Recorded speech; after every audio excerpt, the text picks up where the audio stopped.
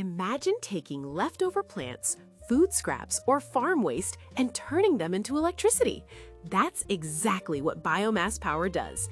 It uses organic material we usually throw away and converts it into useful energy.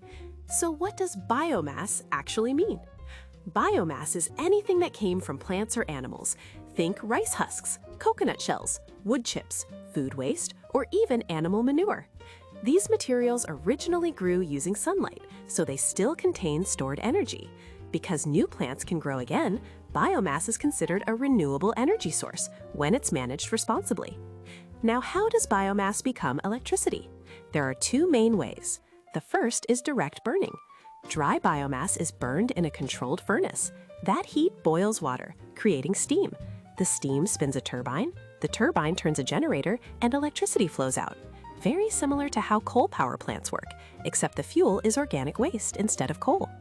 The second method is biogas production. This works best for wet waste, like manure or food scraps.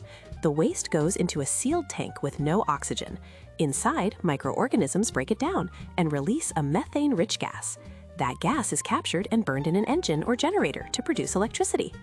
No matter the method, the goal is the same. Use energy from organic waste to spin a generator and make power. In real life, biomass needs planning. A plant needs a steady supply of fuel, or it can't keep running.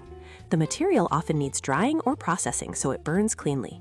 Transporting bulky waste can be costly, and good filters are essential to control smoke and protect air quality. When done well, biomass reduces waste, supports farmers, creates local jobs, and provides reliable power day or night. But it has limits.